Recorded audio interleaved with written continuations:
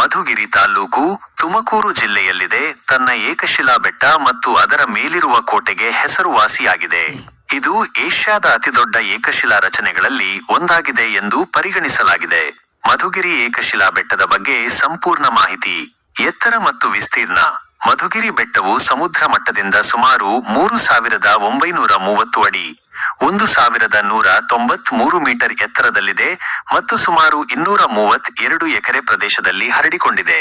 ಹೆಸರಿನ ಮೂಲ ಮಧುಗಿರಿ ಎಂಬ ಹೆಸರು ಮಧು, ಜೇನು ಮತ್ತು ಗಿರಿ ಬೆಟ್ಟ ಪದಗಳಿಂದ ಬಂದಿದೆ. ಹಿಂದೆ ಈ ಬೆಟ್ಟದಲ್ಲಿ ಹೇರಳವಾಗಿ ಜೇನುಗೂಡುಗಳಿದ್ದ ಕಾರಣ ಈ ಹೆಸರು ಬಂದಿದೆ ಎಂದು ಹೇಳಲಾಗುತ್ತದೆ. ಚಾರಣ.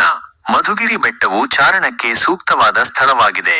ಇದು ಸಾಧಾರಣ ಕಷ್ಟಕರವಾದ ಚಾರಣವಾಗಿದ್ದು, ಮೇಲ್ಭಾಗವನ್ನು ತಲುಪಲು ಸುಮಾರು 2 ರಿಂದ 2.5 ಗಂಟೆಗಳು ತೆಗೆದುಕೊಳ್ಳುತ್ತದೆ.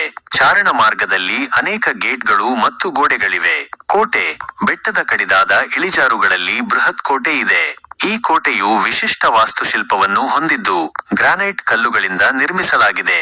ಇದು ಹಲವಾರು ಪ್ರವೇಶ ದ್ವಾರಗಳು, ಗೋಡೆಗಳು, ಬುರುಜುಗಳು ಮತ್ತು ವೀಕ್ಷಣಾ ಗೋಪುರಗಳನ್ನು ಹೊಂದಿದೆ. ಅಂಟಾರ್ಲಾಡ ಬಾಗಿಲು, ಡಿಡ್ಡಿಬಾಗಿಲು ಮತ್ತು ಮೈಸೂರು ಗೇಟ್ಗಳು ಕೋಟೆಯ ಪ್ರಮುಖ ಪ್ರವೇಶ ದ್ವಾರಗಳಾಗಿವೆ.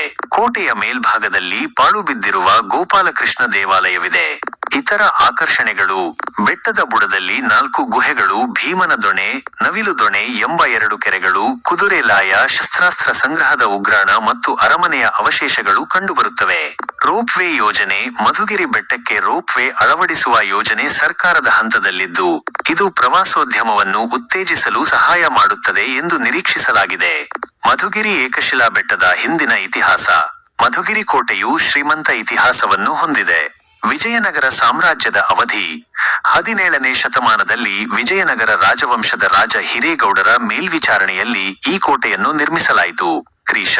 1601ರಲ್ಲಿ ಪಾಳೇಗಾರ ಇಮ್ಮಡಿ ಚಿಕ್ಕಪ್ಪಗೌಡರು ಕೋಟೆ ನಿರ್ಮಿಸಿದರು ಎಂಬ ಇತಿಹಾಸವೂ ಇದೆ. 5000ರಲ್ಲಿ ಮತ್ತು ಟಿಪ್ಪು ಸುಲ್ತಾನ್.